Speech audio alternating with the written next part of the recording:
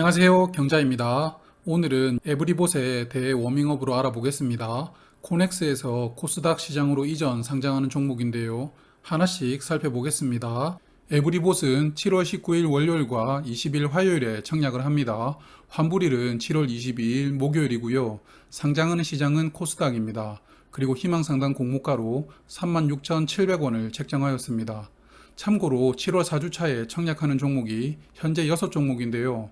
아마 일부 종목은 8월로 연기가 될 확률도 있어 보입니다. 여하튼 에브리봇과 청약이 중복된 종목이 4종목입니다. 그러므로 비례 청약을 들어가실 분들은 종목을 잘 선별하시고 자금을 투입하시는 게 중요해 보입니다. 에브리봇은 총 112만 주를 모집하는데요. 신주 모집으로 84만 주, 그리고 구주 매출로 28만 주를 모집합니다. 그래서 희망상당 공모가 기준으로 모집하는 금액은 411억 원이 되고요. 코스닥 중형급 공모주입니다. 참고로 구주 매출은 최대 주주의 지분을 28만 주 매각하게 되는데요.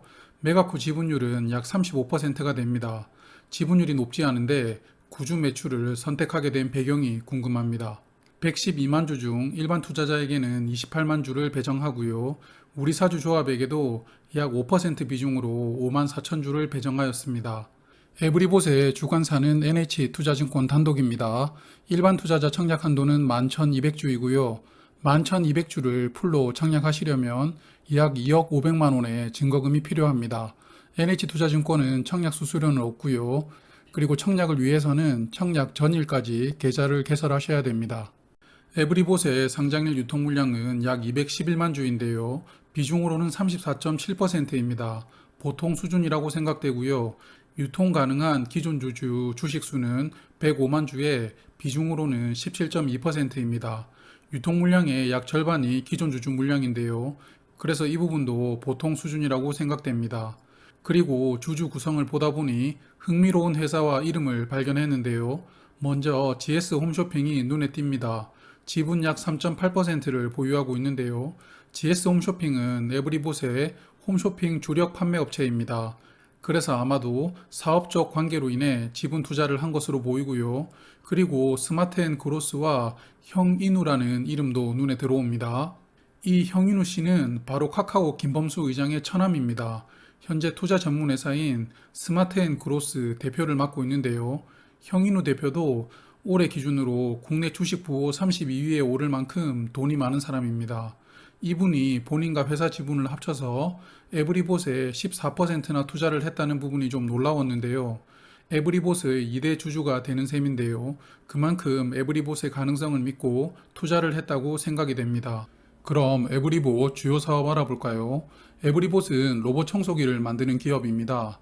에브리봇은 물걸레 로봇 청소기가 강점인 회사인데요. 화면의 제품은 이번에 나온 신제품이라고 합니다. 물걸레가 3개가 달려 있어서 기존 제품보다 걸레가 하나 더 추가된 게 특징입니다. 에브리봇은 지금 보신 것처럼 물걸레 전용, 흡입 전용, 그리고 둘 다 되는 청소기 등 다양한 로봇 청소기를 생산하고 있습니다. 주력으로 판매되는 상품은 화면 보시는 물걸레 전용 로봇 청소기 엣지입니다. 판매 비중의 약 절반을 차지하고 있는데요. 에브리봇은 현재 국내 로봇 청소기 제품 판매 비중 10위 안에 3개 제품이 포함되어 있습니다. 특히 좀 전에 소개드린 물걸레 로봇 청소기인 엣지의 판매 비중이 독보적인데요. 그래서 중소기업이지만 가성비를 앞세워 국내 로봇 청소기 시장 점유율 1위를 기록하는 회사입니다. 그리고 점점 국내 로봇 청소기 판매량이 늘고 있는데요. 특히 미세먼지가 심해지고 있고 1인 가구가 늘어나면서 이러한 물걸레 로봇 청소기가 보다 저렴한 가격대로 소비자들에게 어필되고 있는 것으로 보입니다. 저도 이렇게 에브리봇 공부하면서 유튜브로 제품 사용 후기 영상들을 보고 있으니 하나 살까라는 생각이 들더라고요. 또한 에브리봇은 그동안 홈쇼핑 판매 비중이 높았던 게 고민이었는데요. 자사몰을 포함한 온라인 판매 비중을 높이면서 홈쇼핑 매출 비중을 낮추고 있습니다. 아무래도 홈쇼핑은 수수료율이 높으므로 마진이 적다는 문제가 있으니까요. 그리고 또 하나 주목하는 점은 작년부터 ODM 매출이 발생되고 있다는 것입니다. 그래서 뉴스를 좀 찾아보니 작년에 삼성전자의 로봇 청소기도 ODM으로 에브리봇이 만들어서 공급을 했더라고요. 그래서 자체 브랜드로 더욱더 시장을 점유해 나가면 좋겠지만 부족한 브랜드 파워를 이렇게 ODM 방식으로 공급하면서 매출을 확대해 나가는 점도 좋아 보입니다. 특히 해외 시장을 이런 방식으로 공략하는 게 회사의 성장 방향과 맞아떨어지지 않나 생각합니다. 에브리봇은 공모 자금을 활용해서 운영 자금, 마케팅, 그리고 연구개발 비용으로 사용한다고 하는데요. 그런데 약 90억 원을 차입금 상환하는 데 활용합니다. 구주 매출에 이어서 차입금 상환까지 좀 좋지 않은데요. 그런데 재무 상태를 보시면 금년 1분기 기준으로 유동 비율은 321%에 부채 비율은 143%로 부채 비율이 다소 높기는 하지만 굳이 공모 자금을 활용해서 부채를 서둘러 갚을 정도까지 있을까라는 생각이 됩니다. 그리고 손익을 보시면 작년에 적자가 나왔는데요.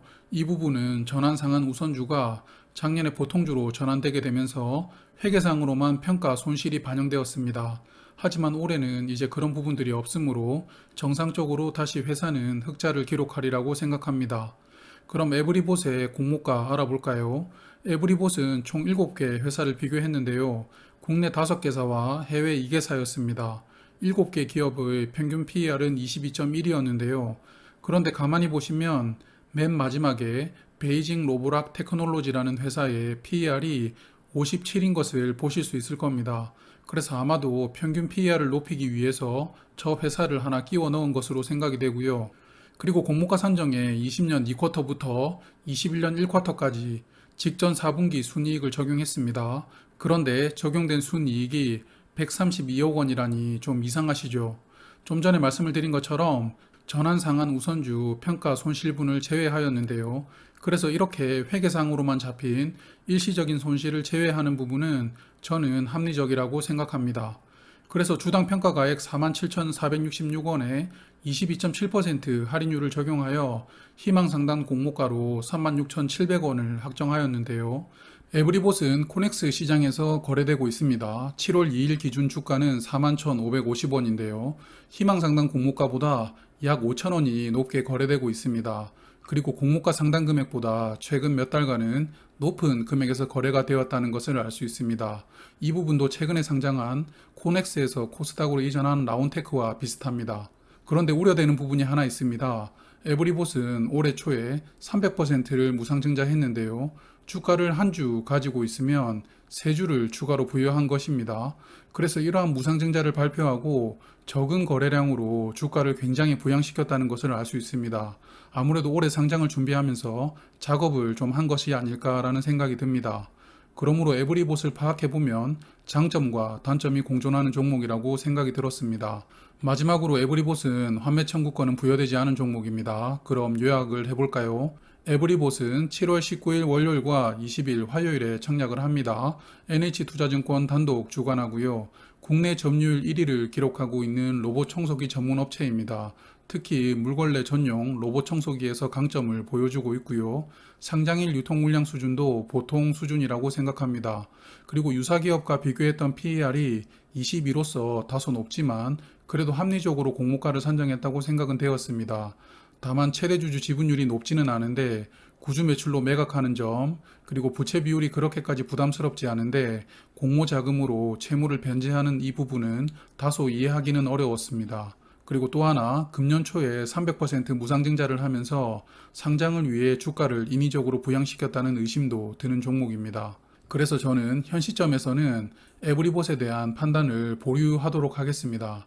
좀 전에 말씀을 드린 것처럼 장점과 단점이 공존하고 있기 때문에 이 종목 청약을 해야 될지 말아야 될지, 그리고 청약한다면 비례를 들어가야 될지에 대해서는 현재로서는 판단하기가 좀 어렵습니다. 그래서 저는 기관 투자자들의 수요 예측 결과를 보고 최종적으로 판단하도록 하겠습니다. 오늘 준비한 내용은 여기까지입니다. 이번 주는 SD 바이오 센서가 단독으로 청약하는데요. 내일 수요 예측 결과가 공시가 됩니다. 그러므로 내일 저녁에는 SD 바이오 센서의 청약 전 핵심 영상으로 다시 찾아뵙도록 하겠습니다. 오늘 하루도 고생 많으셨어요. 남은 한 주도 파이팅 하시고 즐거운 일들만 가득하시길 바라겠습니다. 저는 경제적 자유민족 경자였습니다. 감사합니다. 지금까지 시청해주셔서 감사합니다. 다음에 또 만나요.